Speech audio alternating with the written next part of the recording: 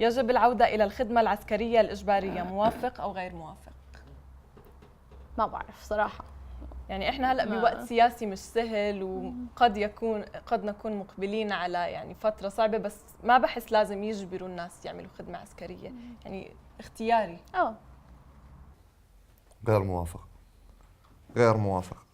أكيد لازم يعني يكون الشباب عندهم محصلات يعني عسكرية، يكون عندهم قدرات جسدية احتياطا، يعني احنا وضع ما بطمن، فلازم يكون الشباب عندهم هاي الخبرات. موافق. أكيد لازم يكون في خدمة إجبارية عسكرية إجبارية. وأنا كمان موافقة إنه لازم يخدموا العسكرية في بلدانهم. غير موافق. لا أوافق. غير موافق. موافق. موافقة. أنا بوافق. أنتي؟ موافق. أوكي.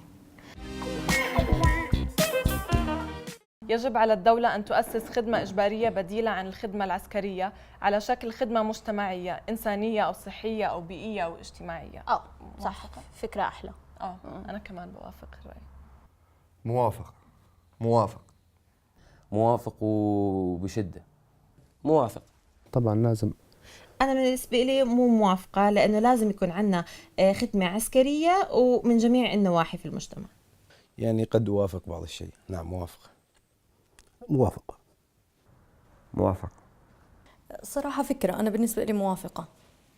بس الخدمة الاجتماعية هي المجتمعية مختلفة عن يعني الخدمة العسكرية. بس بالنهاية ما كلنا حنكون في يعني حنقدر نعمل الخدمة العسكرية، فبالتالي خلينا نستغل خدمات أخرى. نعم موافق. موافق. موافق. موافقة. هناك الكثير من الحريات، نعم أو لا؟ لا. لا صح، في لا كثير أشياء يعني الواحد ممنوع يحكي عنها، ما في حرية تعبير، حرية صحافة، يعني لسه في حريات مش ماخذينها. نعم. نعم. نعم. نعم. أكيد طبعا. أنا بلاحظ إنه الحريات مستواها متوسط. نعم. نعم. نعم. لا. لا. نعم. نعم. التصويت في الانتخابات هو بالنسبة إليك حق أساسي للجميع، واجب وطني ينبغي أن يكون إجبارياً، وهم ديمقراطي بدون فائدة. بحس يا ريت لو يصير إجباري، واجب وطني. أنا مش بس بوافق رأيي، هو المفروض يصير واجب وطني. وهم ديمقراطي بدون فائدة. وهم ديمقراطي بدون فائدة. يعني هو أول شيء واجب وطني، وثاني شيء يعني حقي، يعني هو بيحكي باسمي، يعني اللي أنا بدي أصوت له بدي يحكي باسمي، فأنا يعني لازم، يعني ليش ما أصوت؟ حق أساسي للجميع. هو حق أساسي للجميع أكيد، لكل فرد وكل مواطن. هو واجب وطني ينبغي أن يكون إجباري. واجب وطني وينبغي أن يكون يعني إجباريا نوعا ما. حق أساسي للجميع. حق أساسي للجميع. واجب وطني ينبغي أن يكون إجباريا. حق أساسي للجميع. وهم ديمقراطي بدون فائدة. لا، حق أساسي للجميع. الديمقراطية هي أسوأ نظام حكم مقارنة بالأنظمة الأخرى، غير موافق أو موافق؟ غير موافق. يعني هو موافق، يعني في مرات ناس بيكونوا متطرفين بينتخبوا الشخص الغلط أو بيصوتوا لإشي غلط، فبيكون في آثار يعني سلبية كتير على المجتمع. صح. زي بريكزيت ببريطانيا لما طلعوا برا الاتحاد الأوروبي. بريكزيت وترامب. وترامب كمان. ترامب طبعا. غير موافق. غير موافق. لا. موافق. ما راح أجاوب على السؤال. أنا غير موافق. الديمقراطية مش أسوأ نظام حكم. غير موافق. إلى حد ما نعم. غير موافق. غير موافق. لو طبقت الديمقراطية صح، يعني ليش بدها تكون أسوأ نظام حكم؟ غير موافقة. غير موافق، لأنه الديمقراطية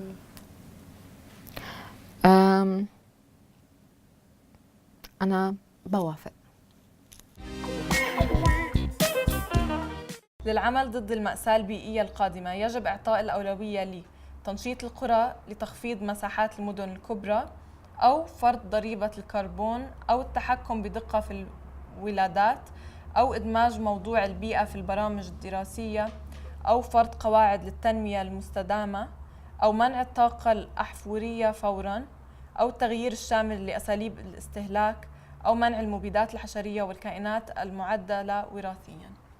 بحس أولا ننشط القرى، وبعدين نضيف التثقيف عن البيئة بالمدارس. كمان بالمناهج. التحكم بدقة في الولادات، عشان عم نشوف ناس عم بولدوا كتير أطفال وبخليهم يعني متسولين وشحاتين بالشوارع. صح. ما بدي أجاوب، أنا مش فاهم السؤال 100% يعني. بصراحة مش يعني ما عنديش جواب كافي لهذا الشيء، عشان ما عمريش فكرت بهذا الشيء. لفرض قواعد للتنمية المستدامة. هي إدماج الموضوع البيئة في الدراسات، لازم يكون في إدماج. منع المبيدات الحشرية والكائنات المعدلة وراثيا.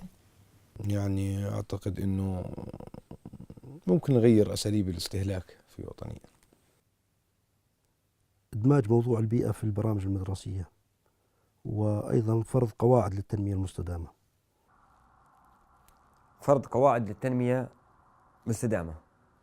أعتقد كلهم بيساعدوا بأنه نحن يكون عندنا عمل ضد المآسي البيئية.